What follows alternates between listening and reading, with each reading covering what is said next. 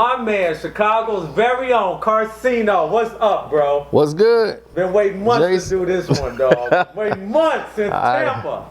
I know. I figured you did. So tell me, how'd you get the name Karceno? It's a short story. A friend of mine was trying to avoid this girl. This one girl came to his house to see him normally guys don't like girls showing up at their house when they not ready to see them. So I didn't know. Me and my buddies all around, and she's asking people's names, and we're like, everybody's giving her a fake name. I was ready to tell her my name. We ain't have a reason not to tell her. So before I could say Kevin, and I hear everybody giving fake names, and I'm like, oh man, I got to think of a fake name.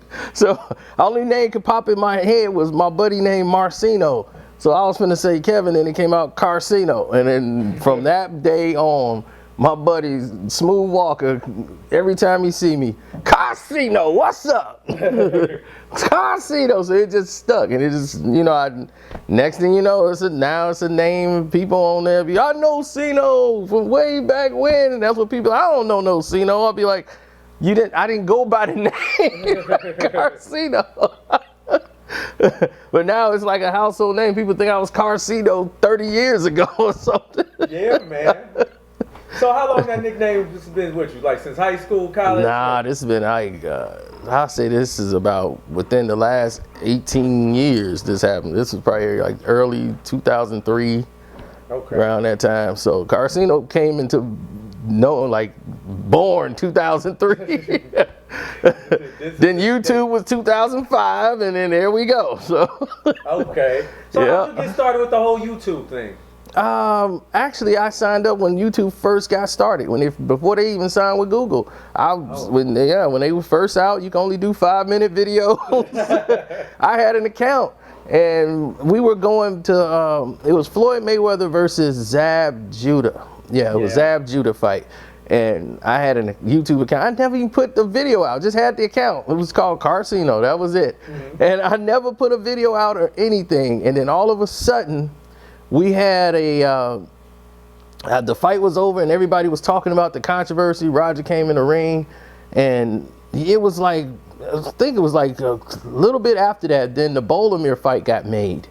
And that's when I put the video up, because I was at the Bolomir fight. I was hanging with Floyd and Nate, and shout out to Nate the Snake Jones. So I'm hanging out with Nate and Floyd, and next thing you know, I'm like, I got my camera, I might as well record this. Next thing you know, I uploaded on YouTube. That was my first video, is Floyd ring entrance to the Bolomir fight. Coming to the ring. I got my footage of him coming to the ring, and the royalty thing, he was like the gladiator, Roman gladiator. That's my first video. And I'm even on the HBO feed. You see me with my camera as he's coming in the ring. I was sitting right next to Andre Ward. Wow. Yeah, that was crazy at that time. Of course, he was injured. So at that time, but that was your intro into first the game. video I put up on YouTube. How'd that video do? I think it did pretty well. Then I ended up losing that account because I didn't know anything about strikes or nothing like that, copyrights. I'm putting stuff, filming it right off TV, off HBO commentating. I didn't know, they gave us no instructions at the time. So I got 3 strikes quick. I'm 3 strikes and I'm out. How did this happen? Yeah. Was that the Boxing Socialist account? Because when I first No, it's not that one. Yeah, Boxing Socialist still live and going, man. We just changed it to Boxing Socialist and other sports, but it's still the same thing. It's still there. Okay. So the thing is that it was the original Karceno account. It was just Karceno. Then I had Karceno 2. And then they just flagged that one for no reason. I got that one back because of Blood Boxing. Blood Boxing said, yo, man, that video you did, all we got to do is fight the thing. Because I didn't know how to appeal. They didn't even teach us this stuff then. Right. So Blood Boxing was like, yo, you could appeal that. I was like, all right. I appealed it, and I got my account back. But I had already made Karceno for life. And that was And that was in 2009, like the end of 2009. And I was explaining. I remember I went back recently, about a month ago, went back to my first video on Karceno for Life. I was like, let me go see that video. And I watched it. I cracked myself up. Because I was talking about what happened with the old one. I'm like, right. So now it's Karceno for Life.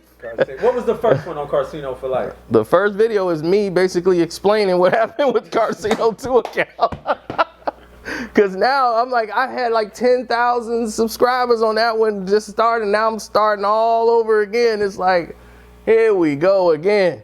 Third time. So I'm like, this is it. And I was saying, I'm like, this is it. This is the account. I'm not, it's Karceno for Life. You are not taking this one down.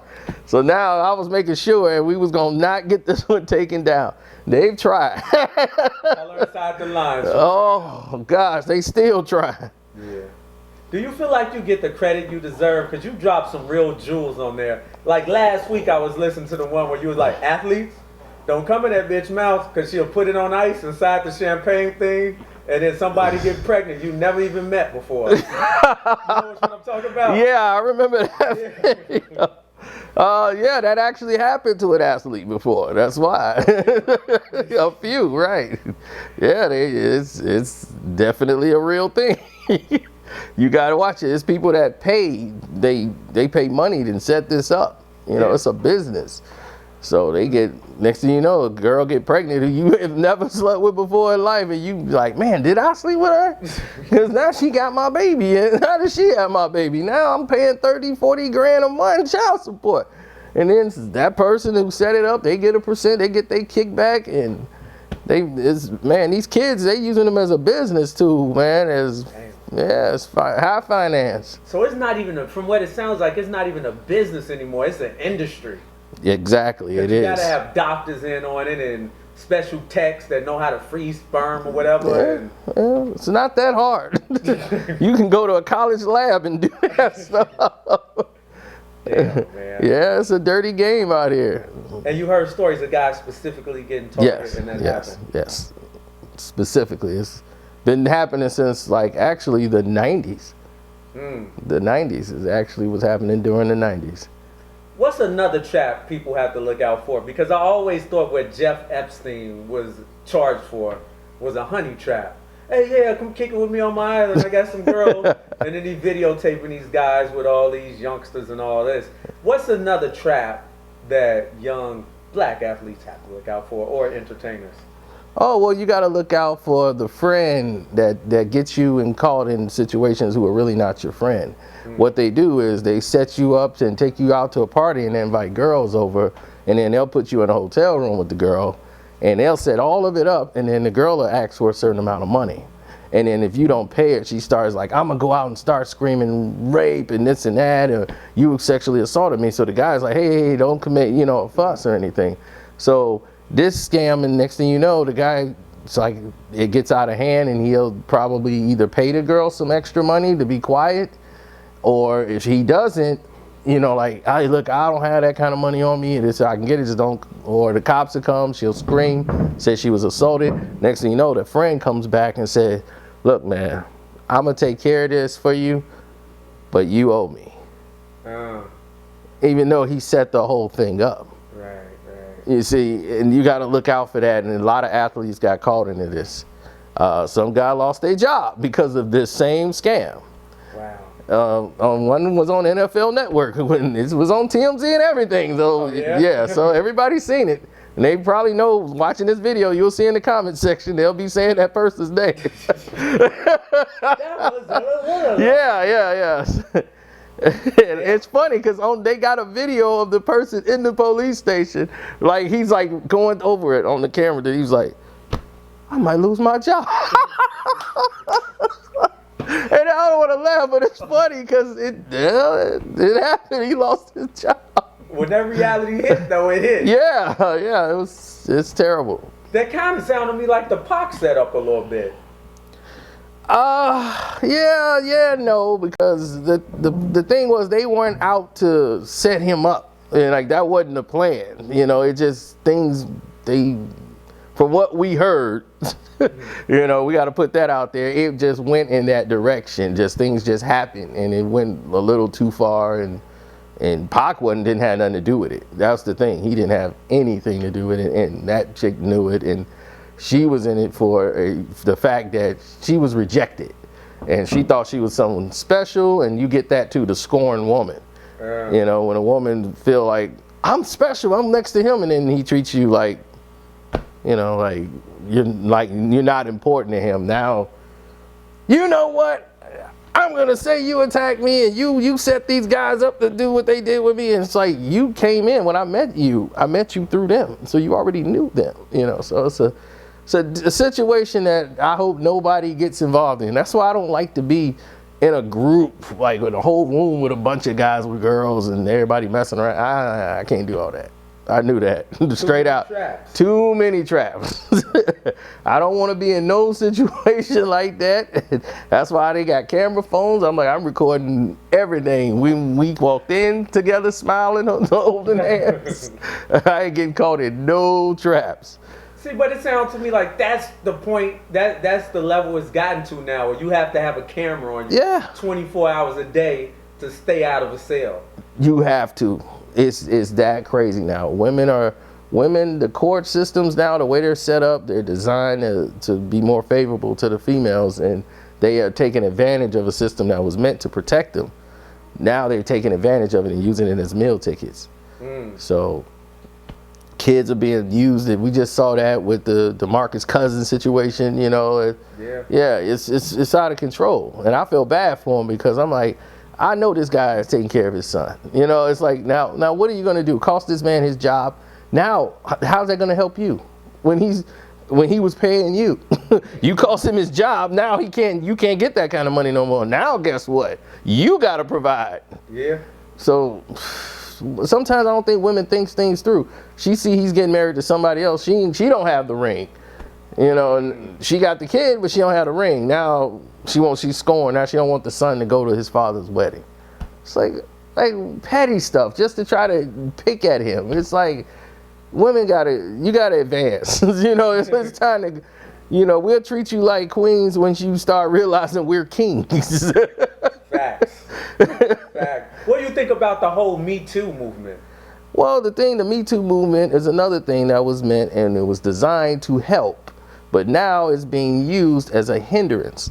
And comedians, it affects the most, I believe. Oh, it's been knocking down. Because comedians, and you probably have seen it on the tour, people got to rearrange jokes, everything. Everybody's super sensitive. Very sensitive. I wish they had some water. But the thing is everybody is now so super sensitive about every little thing that even the biggest comedians that used to could get over, like Dave Chappelle, or if they say anything, here comes the media, here comes TMZ, here comes all of this attention and this wave, and it takes away from what Me Too was about. It was supposed to help the women who were being victimized and strengthen them and make sure they had somebody to protect them. But now we see it seemed to be selective, because there's a lot of activity that happened to women of color that they didn't even have any protection from Me Too. I didn't see Me Too step up with a hashtag or nothing. Nothing. Right. Ever. Right. So when you saw the Jason Mitchell thing happen, and I'm like, this went on for like a year, and nobody from Me Too, nobody even got involved. They were blowing it off. And then Lena Waithe, who knew about it for a whole year, was still working with Jason. She was the one that's supposed to be advocate for the women in the power movement. That's why she had to come out, because she knew this looks bad on her. So she had to come out and defend herself, even though it's like, there's no real defense. You should have taken care of this, but you were trying to keep the show going, and was like, hey, just calm down, keep it down, don't do it again. So it was just crazy. And the whole situation is that they're not helping, they're hindering. And it seems like they're doing it to get a check, a bag. And I've seen other corporations do that. I've seen GLAAD do that. They go out to people who they know are not disrespecting homosexuals. But if they say something borderline, if they can get a check out of it, they will. They did it to Kevin Smith in his movie. Kevin Smith has an openly gay brother. He always put a gay character, some gay jokes in there, gay humor in there, and always would shine light with the gay characters in the movie. he always would put gay characters in his film. Why would you? And this was in the 90s when it wasn't popular. Yeah. You came after him and tried to say, because the one character said, that's so gay. And he was like, oh, that's over the line. That's exactly what's the line. She said, that's so gay. That's what the female character, who was gay, in there, she said that, and they flagged Kevin Smith for that, and he had to pay so many thousands of dollars to the GLAAD. Wow. You know, and see, that's what I don't like. If you're an organization, stand by the principles. Go after those who are really discriminating against you. Don't try to look for a way to say, okay, let me get some money out of this situation from people who you know don't have that interest in there. They didn't even investigate to find out that Kevin Smith has an openly gay brother. It's no secret he's out gay. So he's like, my brother's secret. It's no secret he's out, he's gay. So he's like, and I didn't like that when they did that. I knew right then I couldn't trust a lot of these organizations because they all have an agenda of some, that they all looking out for self, and it's all about the bag. So there's always some extortion going on. Oh yeah. One way or another. They got times out, like times up or whatever. I'm like, isn't that the same as Me Too? What's well, they getting money. We want our own money. We don't want to be tuned with them. It ain't enough to go around. Times up is ours. Everybody trying to get a check, brother. I'm gonna come up with Me 3. I'm gonna be like, Me 3. You know, I heard somebody was gonna come up with He Too. Speak about men. Yeah, I know. That's what I'm gonna say. Me 3. I'll be like, I'm with you. I've been discriminated against too. Me 3. Bring me in. Give me some money. And my mama, she got hers. Me 4. We all been discriminated against. Right about that. Yeah. So a lot of people ask me, they're like, yo, you know Karceno? I'm like, yeah. They be like, how is he so keyed in with everybody and everything? Would you let them know who you are, brother? So they stop asking me these questions. Oh man, I can go through it really fast. Like right where we're sitting right now, we're about 5 minutes from where Kel grew up, from Kenan and Kel. Kel grew up about 5 minutes from here. He lives right around the corner from me. So we grew up together. Him and my cousin was in a rap group together. So he applied in Orlando, became famous, went there, became the big Kenan and Kel, and got the big show, all that. And the same time, when that was happening, I was taking up boxing at the boxing gym on the west side, ran into Nate Jones, saw him boxing in the park. Me and Nate got cool, and I went to see him fighting the amateurs. And then there was this little kid that came in who had all this mouth named Floyd Money. He wasn't Money Mayweather then, and he was still the same way he is today. This was before Pretty Boy. Before all of it. He didn't even have a dime in his pocket and said, I'm the best fighter in the world. And he meant it. And he went out there and he was light years better than everybody that he fought. At like 15 years old. And I'm like, jeez, look at this kid. Like, how does he know how to move and hit and slip? I'm like, he can't get touched. So after that, him and Nate became real tight. So that's how, like, we kept it. And Nate ended up going out there with Floyd and Grand Rapids, and all my family's out that way. So I was connected with Floyd that way through Nate. So Nate Jones is the only reason I knew Floyd.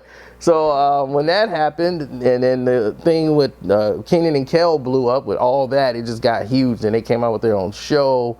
And my cousin performed on the show with him. We met Nick Cannon through this, Kenan Thompson, and Brian Robbins is the producer of the show.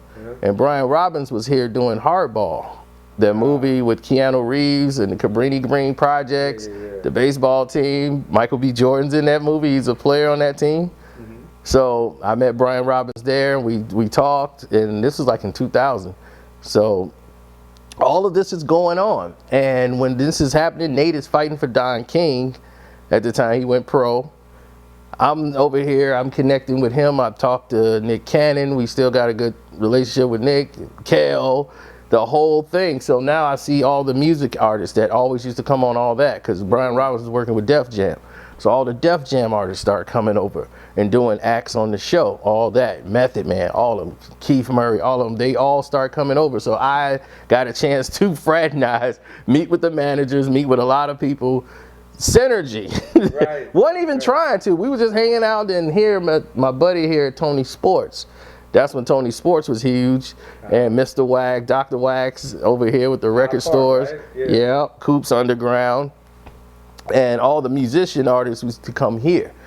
See, that's back when rappers used to travel and go to the record stores and actually meet with the people, the fans, and everybody. So I met Capadonna, I met the Wu-Tang, I met Ghostface. I got hit with a bottle by Ghostface by accident. What? Yes, at a concert. The Wu-Tang concert, they got into it with the moles over there on at the, gosh, what is that? It's right across the street, Operation Push. It was the concert at Operation Push across from Revis High School on Drexel, on 50th and Drexel. And the Wu-Tang, Ray and Ghost was there. And they had King Just. And it was right when the Wu-Tang set came out. Pink House had set it up. I remember Pink House. Yeah, rest in peace to him. Yes. And they were throwing bottles on the stage at Wu-Tang. I'm sitting there taking pictures with my camera. I'm standing in the chair. Next thing you know, a bottle comes, Ghost throws it. And I see it leave the camera, and I'm like, wonder where it go, and it cracked me. Crack! Damn. I fall down. I got a cut under my eye. I got my Wu-Tang album and memorabilia. They carrying me in the back, blood everywhere. And then it was funny. Once I got hit, the dudes who came in throwing bottles was like, we got to get out of here. Wu-Tang for real. I'm like, Wu-Tang Clan ain't nothing to fuck with. Yeah, so they end up, they paid my hospital bill and all this stuff. So, yeah, we was all good. But yeah, Ghost cracked me with the bottle. And they asked me, the police asked me, and I wouldn't tell them Ghost. I wouldn't give them up. How did they get into it with the moles, though? They believe because it didn't have nothing to do with them. It was when Method Man came here, they were mostly hanging out with the Gangsta Disciples. See, we from the shop. We know, right? So we know what was going on. They was hanging out with the G's, so it was just rumors that Wu-Tang is folks. And back then, you know, that's how it used to be. Yeah, that's how it used to be. So that's what it was. The Method came down there and was hanging out in the G building and everything, and it was like, oh wow, that solidified the whole group as being Gangsta Disciples. So when they came here, they got shot at first. And that's when they went in there and extorted Pink House for more money. They were like, look, this is supposed to have been a promo thing. Now we want to get paid because dudes is out there shooting at us. So the moles really came out. What was method you say the G, but was it the 220 down on 63rd or? I think he was down there like the Wells. He was hanging around or something like around that area. He was with folks for real. Yeah. He was with some real folks. I don't know what they were doing down there, but Method Man was there. They had video for it and everything. So the moles took offense to this when Ray and Ghost came here, and it was for some they were really livid with Wu-Tang, and I'm like. I was like mind blown by this whole thing. Like, dude, what is you doing? They gonna ruin the show. You keep throwing bottles off that stage. Man, it was crazy. That's why I be telling New York cats. I remember Eric B and Rakim came out, and Rakim had a part on the left side of his head. Yeah. He swore he was a stone or a lord or something. I'm like, dude, it's from Long Island, New York. He don't know nothing about this. They did the same thing to Jay-Z on the Streets Is Watching on the video Face Off that he did on the Streets Is Watching DVD, and he throws up the rakes accidentally. I don't think he even know what he was doing. He had a cigar in his hand and he was throwing up the rakes in the video. Right then and there, all the Gangsta Disciples roll with Jay-Z. He folks for real. Yeah. That's all I said. Oh my goodness. And that's how it used to be. And the only person that really rolled with them was Mr. Prince, Mr. James Prince. Right. Yeah, when he came here, you know, they made sure he was at the amphitheater, and Ghetto Boys, they always performed there, and they was taken care of. Oh, of course. Yeah. From Lawn City, right? So, Right. Well, I hear that Cameron used to hang out with the boys out west. Oh yeah. You know, but I don't know that connection. Yeah, it's a lot of them that used to hang out west, like Jimmy especially. Then some things happened, and it didn't go well. Didn't work out for him. Nah. There's a lot of people wanted to, you know, they shorted some. It's about money, of course. Of course. Some money got messed up, and you know, things happen. Jimmy got banned. A little bit, yeah, a little bit. See, that's something a lot of cats don't know. I try to tell them about Chicago. I say, these organizations will ban your ass from this city Because I know of a lot of hoopers that's been banned from this city. Yeah. One that used to play ball in Minnesota had a little problem. Yeah. And they told him not to come back here, and he didn't come back for like 4 or 5 months. Yeah, we know that. When he started balling his tall self out there in Mount Prospect, I'm like, what are you doing in Mount Prospect? With Ronnie Fields. So I'm like, dude, Ronnie Fields, him and Ronnie Fields was out there. They was hooping at the Recplex in Mount Prospect. And I saw them there because they got basically ran out of the city. Don't come around here. That's what I love about Chicago, man, is hoopers and gangbangers. Did you ever ball? I balled, and in my opinion, I didn't start balling until when I played football. Football was natural for me, so I didn't even care about basketball. That was the thing. I didn't even play till 8th grade. I went to Saginaw, Michigan. My cousins were like the best basketball players in the city of Saginaw. Wow. All 3 of them. My cousins, like, they all like 6 foot tall. So it was like Antoine, my cousin Dante, and Nikki. All 3 of them are like the best in Michigan, the Davis boys. So when I came down there, it was like, look, you gonna play ball with us, but we can't lose. We don't lose. So they was like, you gotta teach us how to play. So my cousin Dante, he told me, he was practicing, teaching me, and he was like, look, just work on this shot here. He was teaching me how to shoot and the floor of the game. And I knew the game. That's the thing. I just didn't really play it. And man, I picked up on that game, played it all summer, and I started hitting the corner shot, and I just stayed with what I knew. But defensively, I was so sharp. I knew everything, where to go, where the ball is. And they was like, man, defense just come natural to you. I'm like, I know exactly what the whole thing is, what this guy's going to do. He's never going to pass the ball. So if he gets it, I know he going right. I was like, I just keep like, okay, force him this way. When he get ready to shoot, because he's not going to pass it, he never passed. I was able to figure out all the players, what they do, and how to play the game. I was like, oh, this is too easy. I was like, this is too easy. I love this pickup game. I'm like, I get everybody characteristics. I can just play them all. So if I can't even score a basket, I at least can stop them from scoring. Hey, that's half the battle. Yeah, right. So I came back to Chicago and went to the basketball courts and lit everybody up. And from that point on, it was like, dude, you got to play for the team. And I saw our basketball team and said, no, thank you. We have no coaching. I'm so competitive. I want to win all the time. So that's not for me. I know I'm not going to kill myself to play for a bunch of people that we had sky blue and white as our school colors. So what school? Harlan. Oh, okay, right. Yeah, so we was a Falcon. So when next thing you know, they got the sky blue and white on. So they were like, hey, sky blue and white. Everybody want to look good, wear their basketball jersey in the lunchroom. But when it's time to play, coach, my knee. I'm like, oh, no, I can't, nah. So they ain't want to run at all. They ain't want to run. They did what they did. Being from Chi, it's a baller city. Who are some of the coldest ballers, in your opinion, that came from Chi? Well, you have, so many. You had Terry Cummins. You got Eddie Chambers, Mark Aguirre. Even Lee Cummins never went pro. He was there. Oh, man. Just off the top of my head, I know I'm forgetting somebody, but ball player to ever breathe and touch a basketball, to ever play the game, is from the west side of Chicago, who goes by the name Isaiah Lloyd Thomas III.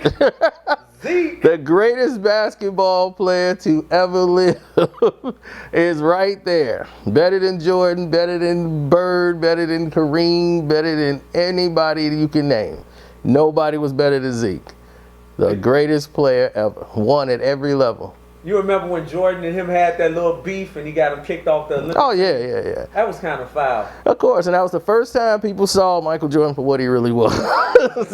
I'm from Chicago, and I'm telling people about Michael Jordan ain't nothing. I was a Detroit Piston fan, bad boys, all the way through. Stick with the hometown baller. Yeah, that's right. I'm sticking with Zeke. Zeke went to Detroit, I'm going to Detroit. Let's get down to this, because I tell cats this all the time. Chicago would not have won those 6 titles without Scotty here. Without Scotty. Come on now. I'm trying to think. Defensively, yeah, but they kind of won in spite of Scotty. Scotty was always hurt in the finals. The whole Utah finals, he was hurt. He was hurt in the Phoenix finals. Every time the finals, Scottie Pippen is hurt. They win in spite of him. He was getting punked in the Knicks series. They went 7 games with the Knicks because he was scared of Xavier McDaniels. I remember. He was scared of Dennis Rodman and the Pistons for so long. I'm like, dude, you 6'9". What did you be 6'9"? He started leaking from the eye. Man, he got pushed and he was scared of Dennis Rodman. They started with me. He going to the referee crying. Then he had a headache. I can't play today. I got a migraine. I couldn't answer the bell. I'm like, oh. They won in spite of him. They won because of Mike. That's just all to it. No triangle, none of that crap. You think Mike would have won without Scotty, though? Well, of course he would have won without Scotty. Mike, look what he won with Will Perdue and Judd Bushler and John Paxson. Pax did good. You know, he hit that open shot, but there was a reason he was open. That's facts. But do you feel like Scotty's underrated? No, he's overrated. He's grossly overrated. Grossly overrated. They put him in the top 50 players. He's in the Hall of Fame. This guy he didn't even average 20 points. He didn't even average 20 points. He didn't even average 20 points for his career. Scottie Pippen has never been that guy, except for when Mike was out. He had that 1 year where he dominated. Then the next year, they were finna miss the playoffs. Jordan had to come back to make sure they make the playoffs. I remember that. So Scottie is not who people think he is. He's a role player. And they trying to make him a franchise player. So the Houston Rockets paid him that money to come play with Barkley. They were like, okay, we paid him that money. They paid him $30 million. He came there and sucked it up. And then they got rid of him right after that year. Yeah, he had a hard year down there. Yeah, because Barkley couldn't believe. They was like, yeah, what's wrong with you, man? You can't play? Where's Scottie Pippen at? The one that was in the dream team. Where's he at? Scottie was a good defender. I give him that, and to be his size, he worked on his ball handling. So him being able to handle the ball was a key factor, because he had long arms, man. So he was a good complementary player, but there was a reason why he was there, to be that guy to step up and do the role, because everybody's worried about Mike. Nobody's worried about you. But let's be fair though. Remember that playoffs when Hugh Hollins called that foul on him? Bulls would have won the finals that year if they didn't. They wouldn't have won the finals. They would have went. They would have went to the. They would have beat the Knicks. That's the year he dunked. They would have beat the Knicks, but they would have probably lost to Indiana. They wouldn't have made it. That was the second round, so they would have lost in the next round. I think it was Indiana. I think they played the Pacers next. Yeah, I think it was the Indiana Pacers. Let's see, New York. Did they play the Pacers, or that was to go to? Yeah, I think it was the Pacers to go to the finals. It was the Knicks and Pacers to see who go to the NBA finals that year. It was in '94. So yeah, it'd be the Knicks and Pacers to see who was going to play the Rockets. How did Scottie used to do against against Reggie Miller? He was to put the a little bit, but he didn't stay with Reggie. He didn't really guard. Michael normally guarded Reggie when they played, because Reggie run you through picks. Yeah. He'll run you through 15 picks. Scottie can't keep up with Reggie when Reggie's doing all that. He'll get free from Scottie. Mike is more athletic, so he can get around and take and run through those picks and stay with him. Mike had that type of energy. Right. But he couldn't get free from Scottie. He could get free from Scottie. He's done that 1,000 times and hit it on Scottie. Who would be your top 10 all time? Greatest players of all time? Yes, greatest hoopers all time. Top 10. Isaiah Lord Thomas III, Oscar Robertson, Larry Bird. Are we going in order? Yeah, this is my order. That's 3. That's like my top 3 there. Then I would probably say Bill Russell was got to be high, and I ranked him that high, even though they had what he was around to do. Got to put him up there. Mike would probably be 5th. Michael Jordan would be 5th. Then Kobe. Then Magic. I put Magic up there. Then Wilt. Then Kareem. From there, it can. Man, you got a lot of people after that. What about your man LeBron James? Who? Your man LeBron James. On what list? He's probably like 25,338 on the list. LeBron James. Oh my goodness. What's up with you and LeBron? What is up with you? Oh and my LeBron? goodness, dude. I rooted for this kid when he was coming out of high school. Right. I rooted for him. I wanted him to do well. Everybody said he was going to flop. They was like, man, when all these high school guys, they flop. They come in the league, they flop. They were thinking about Eddie Curry, everybody else that's coming in the league. They was like, see, they come out of high school, they ain't ready. He going to sit on the bench for 2 years. When they get him out of high school, he should just go to college. So I was like, no, he could play the game because he could pass really well. I was like, for a high school player, he could pass and run the point. I thought he was going to put him at point guard. To be that tall, I thought he could play. I'm like, well, he could play the point until he got in the game because he could pass. Coming out of high school to be able to pass the way he could, I was like, man, he'll be all right. Just give him some time. So when he came out and he was doing all right for himself to handle that kind of pressure they put on him, all the marketing and stuff, he handled it well. I was like, man, for a kid, he handled this well. To be 18 years old to handle all this, the NBA made sure he was in Cleveland, so he'd be right at home. So he won't feel uncomfortable. They put the Pampers right on him, powdered him up and everything. Put the diaper right on him. He got the elastic bands around there. They made sure they gonna take care of him. They cash cow was gonna be protected. So they diapered him up, pampered him. Next thing you know, the years go by. I'm not seeing any real progression in LeBron James's game. And I'm like, man, he needs to work on his game. I'm watching how the Spurs beat him in the finals, and that 1 year that they beat Detroit, everybody think I'm mad because they beat Detroit because LeBron went off on the Pistons and cost the Pistons the chance to go to the finals when he had that game where he was just flukily hot. I'm like, no, they set that up because they threw my man out the game, ejected him, and so therefore, here we go. They threw McDyess out of the game for no reason. I'm like, why would you eject McDyess? He's not even a guy that get technical fouls. Oh, he's playing LeBron really well, okay. Next thing you know, LeBron goes off, scores 40-some points. They go to the finals. Spurs just easily beat him because he didn't understand. He couldn't read defenses, and I saw that. And I'm like, wow, this guy's been in the league like 3-4 years. He can't read the defense. And that's how they lost to Dallas. Dallas took advantage of him. And I noticed in LeBron's entire career, he's never guarded the best players on the court. Never. Not even early in his career. Wouldn't guard them.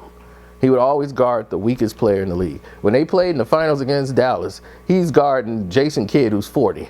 I'm like, Jason Kidd is 40. Matrix is killing you on the other end. He's guarding you. Sean Marion is guarding you. Oh, yeah. Chicago. All right. That's right. Yeah. There's another one. Another Chicago. That's right. Keeping it shot. So where did it all go wrong, though, man? That's where it went wrong. He won his first championship. He did the thing. I'm going over there with the South Beach. I didn't even care. I'm like, fine, let him go. He got the right. I was still with him. Once they won the championship, I'm like, all right, he finally got one. Cool. He won 2. No problem. He goes and makes a video. Yeah, I know that stank, don't it? We got 2 of them. I'm like, and he's bragging like it was him, and he's so great. Like, his attitude changed. Once they won the second championship, his ego got even bigger. And it was just all the things that I'm like, I was going to let you slide. Of all the stuff that you really haven't gotten better. You haven't. I'm like, you just been getting by with your athleticism. They start to change the rules for you because you can't get by anybody anymore. I'm like, all you do is offensive foul people now and take 5 steps to the basket. I'm like, that's not cool. You don't even run plays. You don't. Everybody know in the NBA, they're like, well, he don't really play really good off the ball. He can't play off the ball. That means you can't play basketball. You're not running his plays. You're not running the sets if you're not playing off the ball. So they try to do nice because they try to pamper him on it. Like, well, he's not a really good off the ball player. Yeah. He don't play off the ball. Whatever the play is, he blows it up immediately. He gets the ball and runs out to the half court line, gets a running start, and comes back in. I'm like, why is he leaving the paint? He had a wide open shot. He'd get the ball here, dribble it all the way out to the top of the key. They did get a running start. Like, here comes the freight train, and they brag like on TNT like this is a good thing. Here comes the freight train. You can't do nothing about that. I'm like, that's why it's called offensive foul. If you stand in front of somebody and the guy run you over, it's called a charge. Then you can do something about it. Everything they taught you about basketball goes out the window when you playing him. Don't lower the shoulder. That's exactly what he gonna do. He gonna lower his shoulder. He be almost halfway over driving Steph Curry into the ground. He play a 4 out. That's the only play he runs on offense, a 4 out. 4 guys on the corner, 1 guy there, or he'll call a high pick and roll. Guy come over and get a pick so he can get a little point guard on him. Okay, that's good. I can get by him. I'll be like, and he's like, I'm the GOAT now. I think I'm up there with Jordan. I'm be like, where? In what? Checkers? Chess? Video game? Madden? NBA 2K? What? Definitely not basketball. Oh my God. Has he ever responded to any of this? LeBron responds in a way that's silent. He's very aware of me. Yeah. His team, they're very aware of me. They're aware. I just know that. I'll tell you that much now. They're aware. Still got your season tickets to the Lakers? They didn't take the season tickets, did they? I won't. I can't even get in the parking lot. Damn. Oh, wait, so you can't get in the, it's not, I'm about to say the Forum. What is it called where they play? Oh, the Staples. The Staples. No. They let you in the Staples Center. I wouldn't even want to be there if he playing. I'm definitely rooting for the other team. They're like, what's your favorite team now? Anybody playing against LeBron. Damn. Anybody against him. Okay, let's say this. Is he top 50 in your opinion? No, he's not. And that's top 100. Not even top 100. I cannot put him over anybody. Patrick Ewing. You can name a whole the 1980s rosters, 1990s rosters. He's Sean Kemp. That is exactly who LeBron is. He's Sean Kemp with a better passing. That's it. And he's the only thing that he's really has done is worked on a set shot for threes, because the game evolved more to 3-point shooting, and he never had a post game. He never even took time to learn that. So they removed the post guy out. There's no more power forwards no more. I'm like, what happened to the power forwards? Well, LeBron don't have a post game, so we don't need him anymore. All right, so LeBron, Karl Malone. Karl Malone is way better than LeBron. Karl Malone can run plays and sets. He was the pick master. Right. And he will score 34 points, 40. So the mailman delivered. Yeah. Mailman and say, you know what? Hey, man, what you doing the next year? You coming on my team. What about you? You coming on my team. How about you? Yeah, we're going to all get on one team. He took advantage of the rules and made it bad, and it's going to end up worse for the NBA when they go back to the negotiation tables, because the owners, they are sick of it. And I told people this is going to happen. They created a monster, and because they created this monster, he got his so-called sports agency that's not his best friends got it. Rich Paul, the guy with the high school education. Oh. He'd be like, he can't even spell his name, Rich Paul. I don't need no college. I'll be like, this is against me. I'll be like, wait a minute, what's your name? My name Rich. R-I-T-C-H. Rich Paul. P-A-L-L. Damn, man. Yeah, so when you say he responds silently, how is he responding silently? Well, I've been having mysterious things every time I post a LeBron James video. If I put hashtag LeBron James, can't put a hashtag LeBron James on none of my videos no more. No? Don't turn out well for me. Are they being taken down? Oh no, it's worse than being taken down. It don't move. So nobody's in it. It's like nobody's like 300 views. I'm like, 300 views? I got 170,000 subscribers. I could sneeze and get 300 views. Yeah. Oh. I'm like, a video about LeBron James with me on it, and it's get 300 views. I was like, okay, I see the game they're playing. So you can't hashtag LeBron James no more? No, I can't do that no more. What about just a video with his name in it? Can't even do that. There's no traction. Nah. And so you gotta get smarter and creative. So yeah. Change the titles. Yeah, they playing their politics. But hey, the people get to still hear me. They mad about it, but they gonna have to just be mad because I'm gonna keep telling the truth. That's a powerful force, though. Yeah, he's a powerful person, but hey, the truth is the truth, and I ain't broke no rules, so I ain't breaking no laws. I ain't saying nothing that's disparaging. I'm not attacking his kid. I'm talking about him and what he's doing. He's corrupted this league. He's done everything wrong in this league. He done ruined the historical value of the All-Star game to make it all about him. LeBron's team. Team LeBron versus Team Curry. Now it's exciting. No, it wasn't exciting because you want to put players on your team because you can't win on the East. We ain't got no good players. There was good players on the East. You suck. So you couldn't beat the West. That's just what it was. So he got tired of losing in the All-Star game every year, so now he want to change it up. The problem wasn't the All-Star game people on the East and West and switching it all up. That wasn't the problem. The problem was you weren't playing. Y'all were just sitting out there letting people dunk and y'all having conversations on the court. It's like, dude, y'all gonna even play? This is boring. Ain't nobody even watching this. Y'all, that's what the problem was. And they trying to make it look like this new format. I'm like, okay, it's still not the best players versus the best because you're still taking like 14 players from the East and 14 players from the West. So you still got the same thing. You just mixing them all up. So you're not even taking, we're gonna just take the first 28 best players, the 28 best players in the league, no matter East or West. That's the way it should have been done if you're going to do it. But if you're going to take 14 from the East and 14 from the West, you might as well make East and West. You just made it just stupid, the whole process. All of it was just an attention grab, and now this year it sucked again. And everybody's like, yeah, well, I'm like, because it's about him, Team LeBron. Now we do a live draft, and we get to pick the player. That's going to be exciting. And, Adam Silver, he just do whatever LeBron say. He don't know nothing about basketball. David Stern, he was a basketball guy. Yeah. This is a businessman, That's Adam Silver slipper there. That's all he cares about, getting his nails manicured and doing some business. Whatever LeBron say, be like, whatever, Bron, just do what you want. So. I gotta be real though. I only watch playoff seasons now. And you smart. Like 2000, I've only been watching playoffs. And you know why? Because LeBron has got you like that.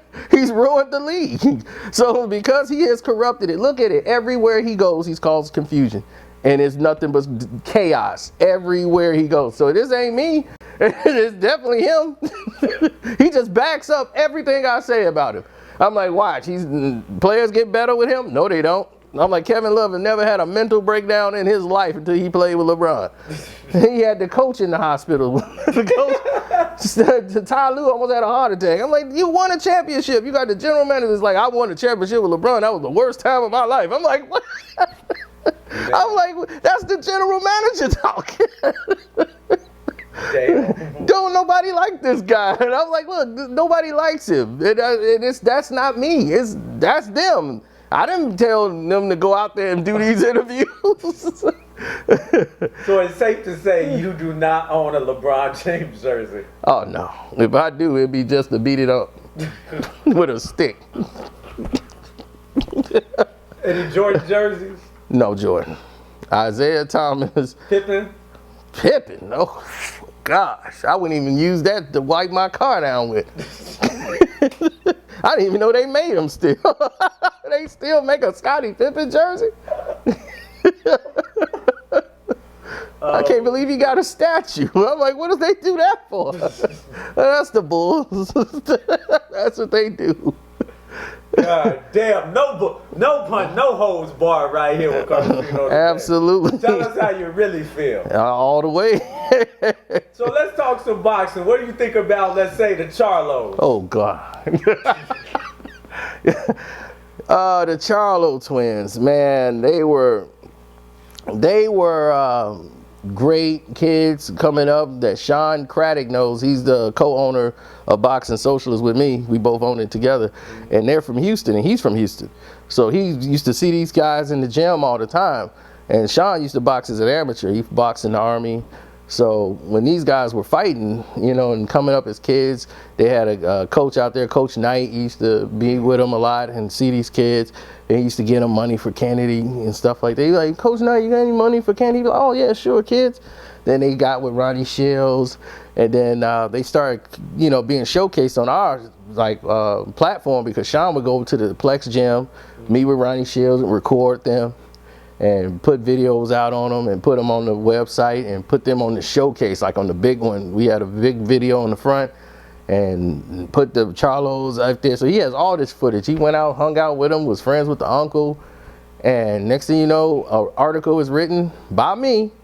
I wrote the article, and I'm sitting there writing the article, and in the article, it was another fighter speaking about the Charlos, and the other fighter didn't want to go on record because both of them are on Al Heyman's, you know, thing. So he's like, I don't want to cause no waves, and he's like, I was just saying, he was just breaking them down. He was like, I feel Jamal got more dog in him than Jamel. You know, he's just Jamel.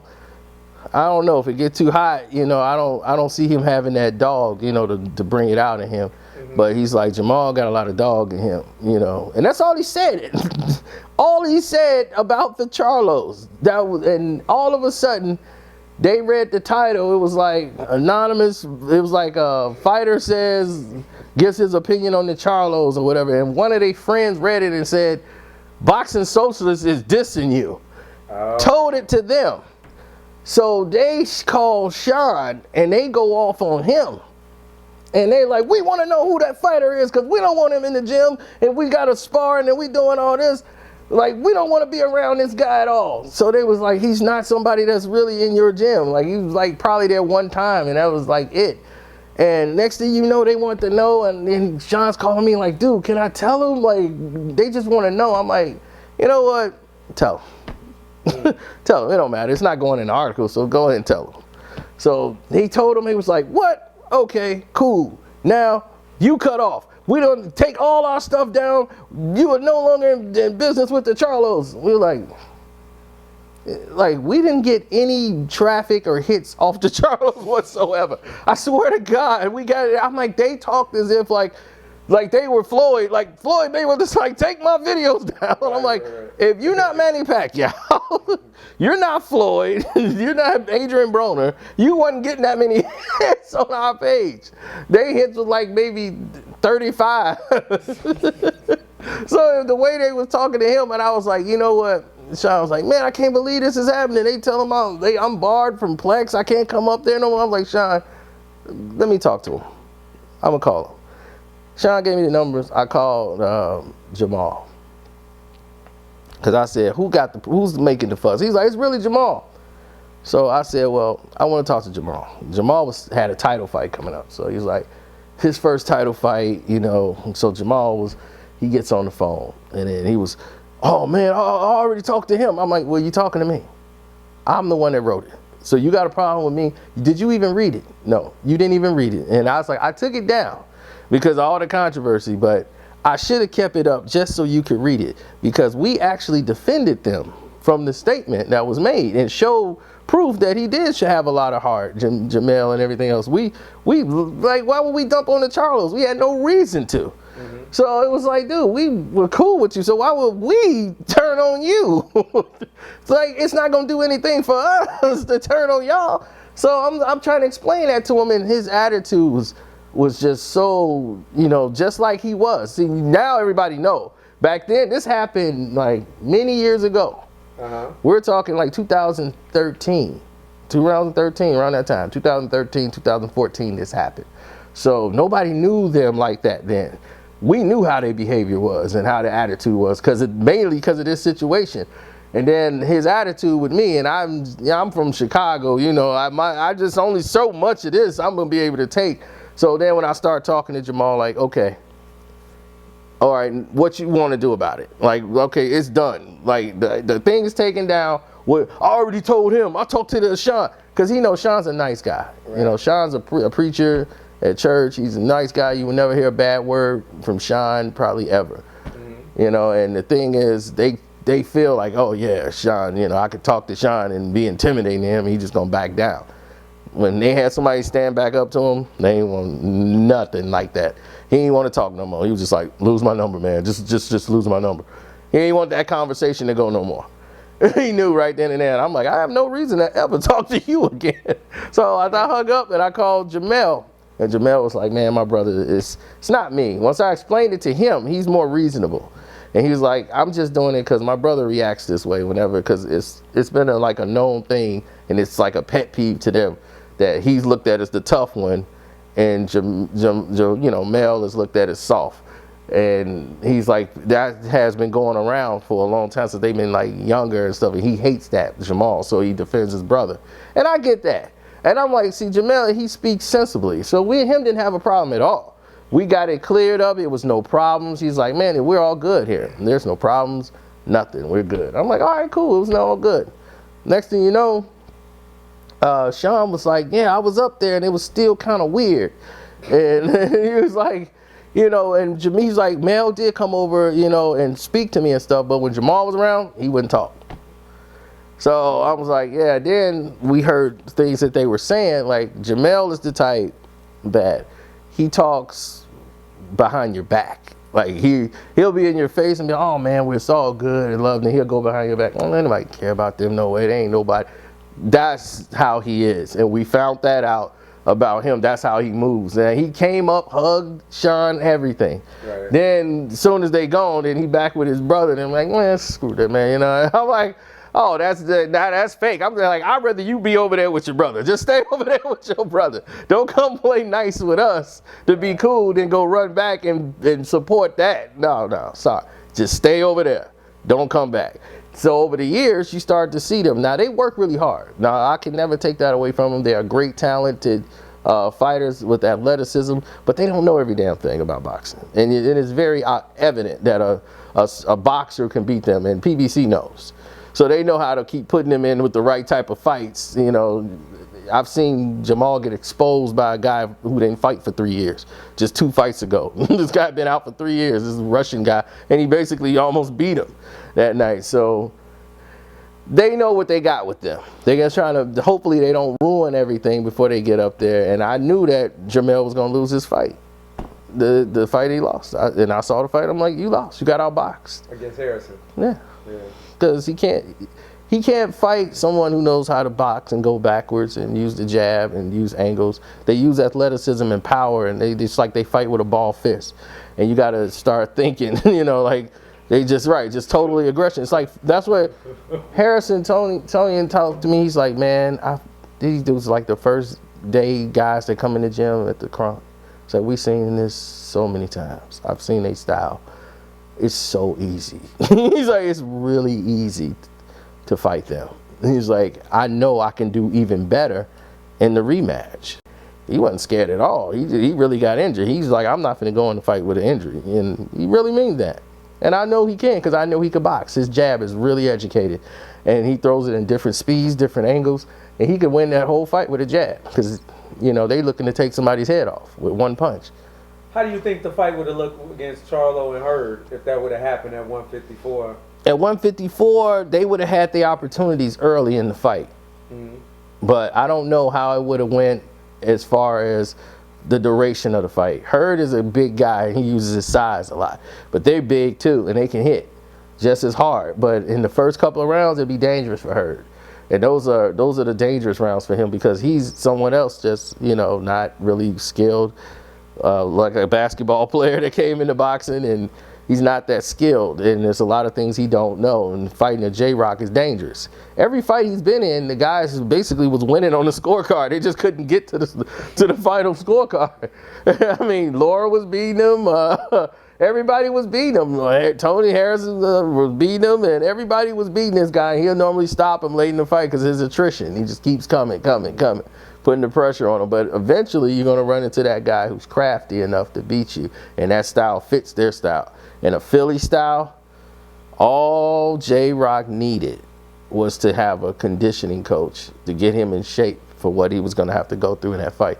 And that strength and conditioning coach made the difference, because his style was tailor-made for J-Rock. J-Rock, he loved somebody just going to come forward like that and just and he could just use all his moves, his inside fighting. He's an inside fighter. I'm like, he's a Philly fighter. I'm like, you in trouble coming in there trying to fight that style. I was just worried, like, would he break down, like, and then would he have enough to make it to the end of the cards? Because if he go to the end of the cards, he can win by decision. So I just knew it. But he not only did that, he hurt Hurd early and surprised him and put him down, and that changed the perspective, because I'm like, wow, he hurt him early and got him on the ground. Now that was something totally shocking. So now that changed the narrative of the fight, and Hurd was at home and he felt a lot of pressure. He was embarrassed, so he had to step it up earlier than he normally was prepared to. So